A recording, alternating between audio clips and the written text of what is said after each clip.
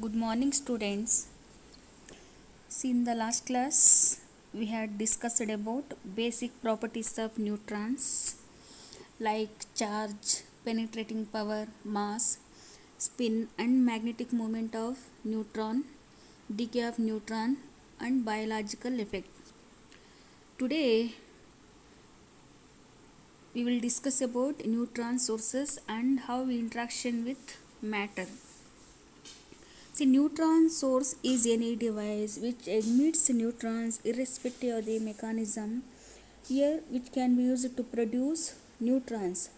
There are several sources are used to produce neutrons. One is radioactive sources, second one is photoneutron sources, X-rays, reactor source, nuclear reactors, and production of higher energy neutrons by accelerating machines, etc. So these are the types used to produce neutrons in various reactions types.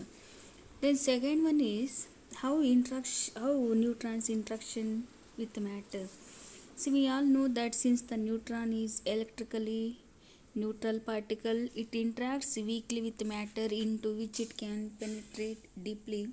It has high penetrating power compared to X-rays which interact dominantly with the electron shell of an atom, that is K, L, M, N shells, etc. Here neutron it has the level of the nucleus. Therefore, neutron is quite sensitive to light elements, light atoms like hydrogen, oxygen, etc., which have much higher interaction probably with neutrons than X-rays. According to this, metals comparatively show lower interaction probability with the neutrons, thus allowing quite high penetration power. There are different types of process which neutrons interaction with matter, that is scattering and absorption process. In scattering, there are two cases. One is elastic, inelastic. Absorption, nuclear fission, radiation capture, and charged particle. Since see, elastic scattering means when neutron strikes the nucleus in a ground state, after interaction, neutron reappears and the nucleus is left in the ground state.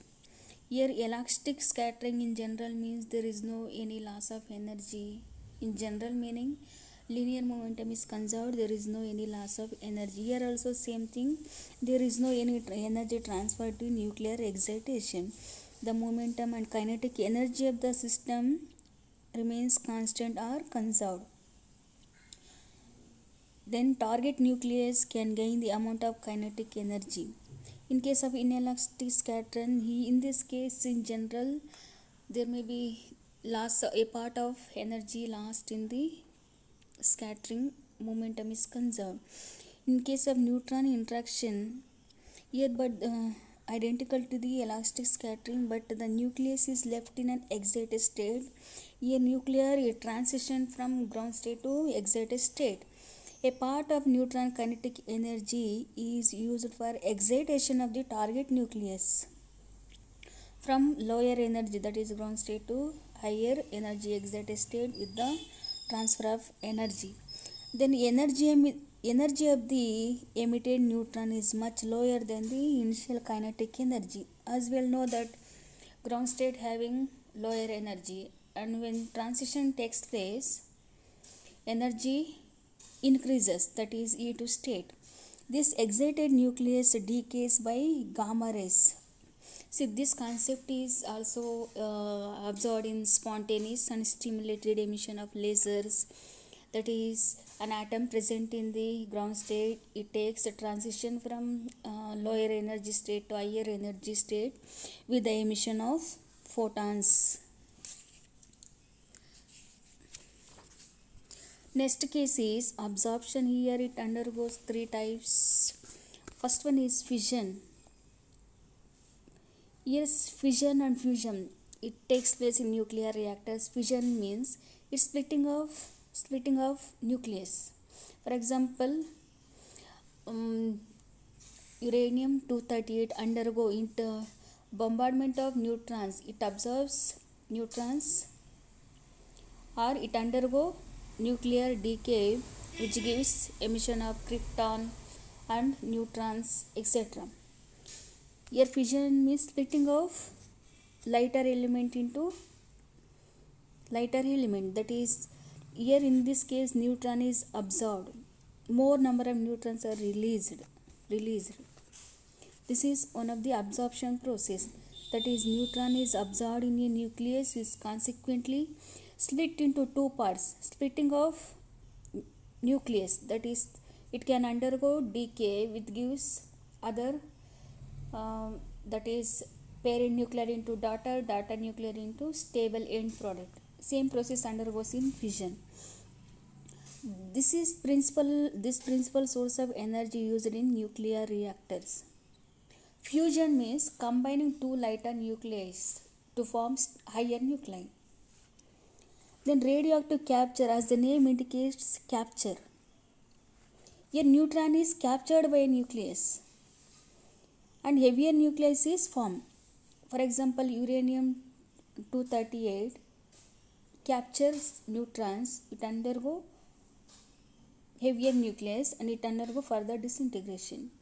The formed nucleus is also usually left in the excited state. This excitation energy is released with one or more number of gamma rays. This is exothermic reaction. We know that endothermic and exothermic reaction concepts. The neutron production reactions, that is, endothermic reactions extracting neutrons from a nucleus. Last one is charged particle production. Charged particles, what are charged particles? For example, alpha particle, protons and electrons. Positive charge particle, that is positron. When neutron is absorbed and a new particle can be ejected from the highly excited nucleus,